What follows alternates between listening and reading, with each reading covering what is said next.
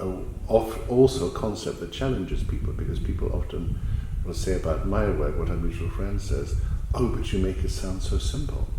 Yes. And I think this is one of the messages that also needs to be get across, that actually it is simple. The mind doesn't understand simplicity, or the ego doesn't understand simplicity. Mm-hmm. But God, if we can use that term, didn't create the universe that only genius could understand the path. No. You know, it's for everybody. Yes, and if you try to be very smart, or if you try to be a genius and you go into the thinking world and you want to solve things, let's say like climate change and politicians and so on, that becomes extremely complicated. Yes. So something that is very, very complicated like that should be resolved in a very simple way. Yes, yes, yes. And simplicity is a solution somewhere, because all that thinking is so without ending. You know?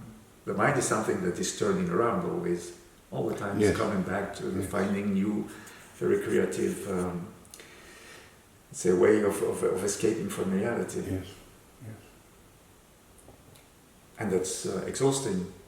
Yes, a lot of people are very tired, they don't understand it because their mind is so busy. Yes, you get tired, you get conflicts, you get wars, you get terrorism, so that's complicated.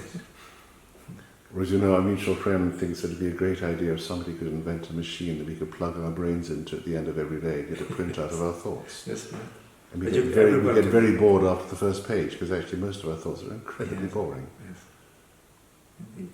That's maybe the first step, you know, if you say people that hear about this, about enlightenment, and say, what was the first step to do? Because maybe I could try that, you know. I don't believe in it, but I could try that.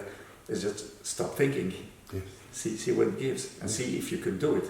Because then you will realize that a lot of thinking processes are thrown up into your brain or something like that, and it's even not yours.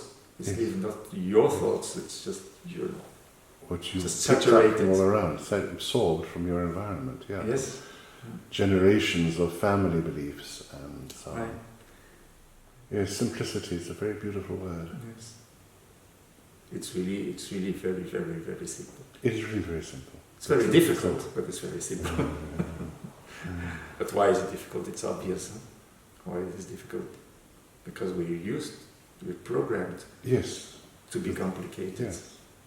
And we are afraid of simplicity because we think if we are not complicated, we will... Exactly, it can't be right. It can't be right. It can't be right. Yes. Yes. Yes. Yes. And the step of going from loneliness to oneness is a very deep transformation of the personality, or of the feeling, because it goes above personality. It requires the realization of the illusion of loneliness as separateness before you can actually experience the oneness. Yes. To be alone is in fact to be all one. Yeah. But the feeling of being alone is terrible. Yes, yes. And I had myself also that very terrible feeling after the death of my wife, of this loneliness that was suddenly coming onto me, and I needed really some very deep meditation and connection to step over to the feeling of oneness. And I can encourage everyone to do it, because then you realize in this oneness that there is nothing or no one that can bring such a thing that is so big as that, a connection with oneness. No.